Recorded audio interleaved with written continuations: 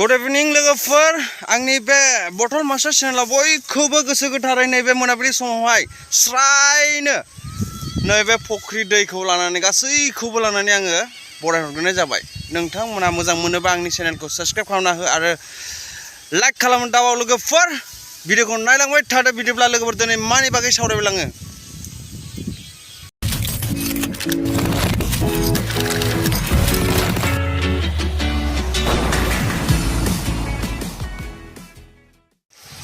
लोगोफोर नोंथांमोनखौ आं मोनसे मा होनो एसे बुंहरनि नैबे बिथां थास' बिबार ना मा होनो बिनि बागै आं बिसिनि प्रफाइल पिक्चार जेबो फटक सटक जेबो होआ।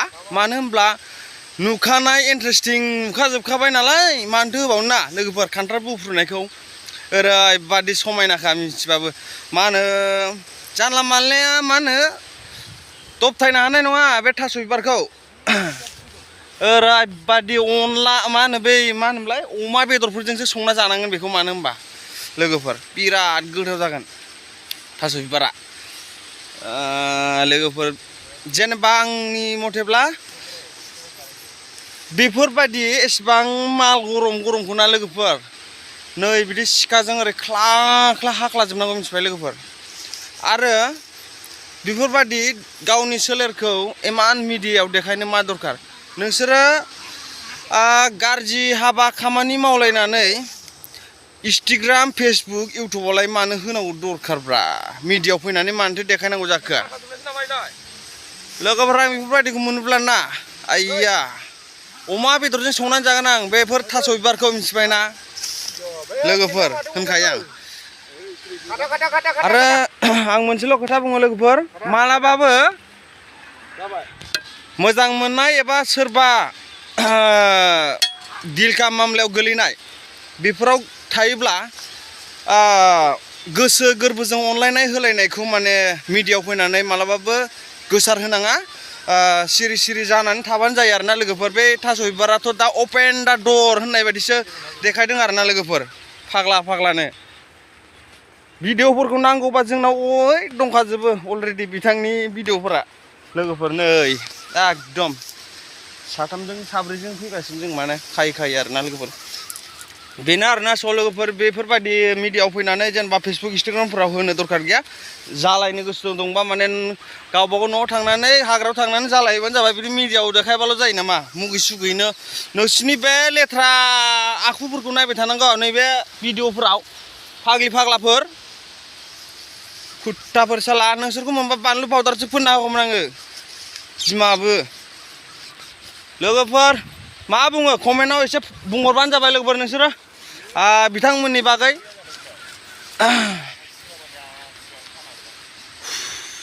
लोगोफोर मा खालामनो गोजान जायगायाव थायोब्ला बे फैसायासो लाबोयो नालाय जोंबो खामानिखौ मावनानै दं आरोना लोगोफोर।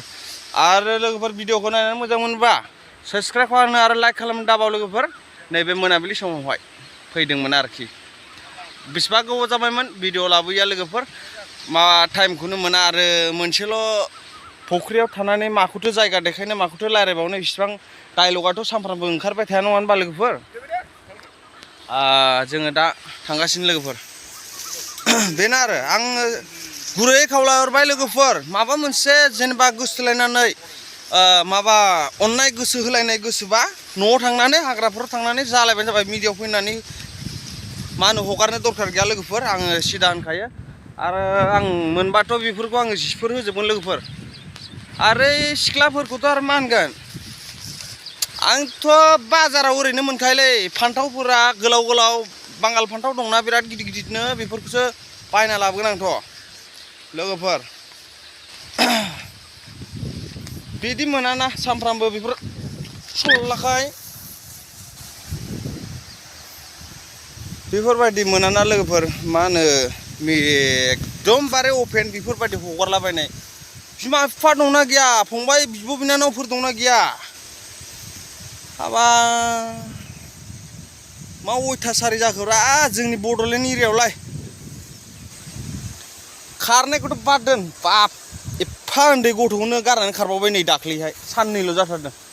बिसोरखौ मोनबाथ' आङो लोगोफोर सिदा खोथा हौवाखौ मानजिबाय आरो हिनजावखौबो डाइरेक्ट एटेकसो जोंबो मोनोब्ला डाइरेक्ट एटेक खालामगोन आरोना बिदिखौ मा एंगेलजों एटेक होनो बेखौ मिथिबायना बिसोरखौ फांखा माइर होनांगौलै फांखा माइर लोगोफोर आरो खोनासं लोगोफोर बेफोरखौ मोनोब्ला डाइरेक्ट मानजिखा आरो बानलुआ पाउडारखौ थाव गोथांजों लगायनानै लागायखा मिथिबाय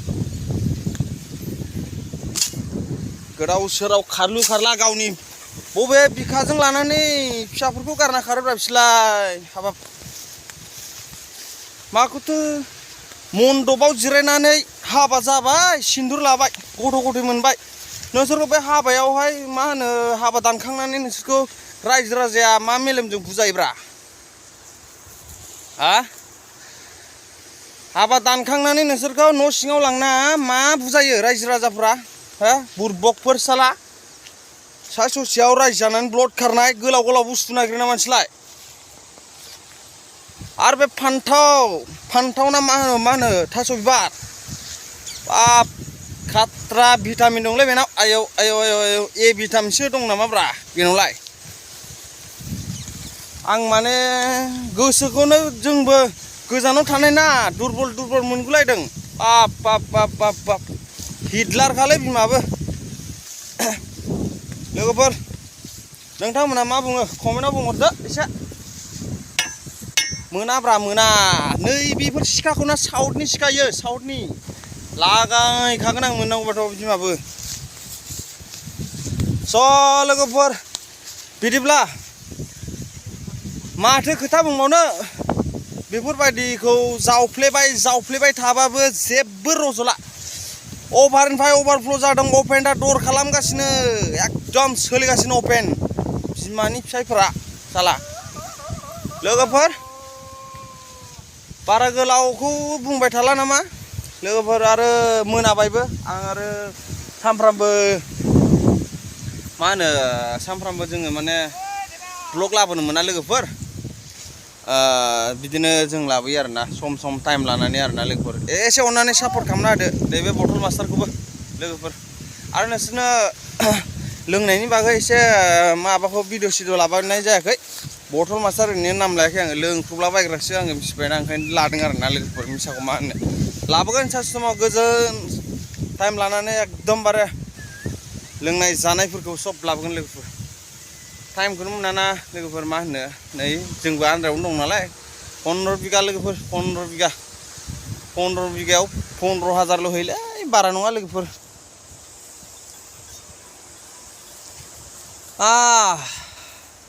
स' लोगोफोर बे मोनाबिलि समावहाय दोनथ'नाय जासिगोन लोगोफोर गाज्रि मोननांला कमेन्टआव फोरमायहरबानो जाबाय मा गोरोन्थि जादोंबा निमाहा मोनगोन होननानै आङो आसा थिबाय।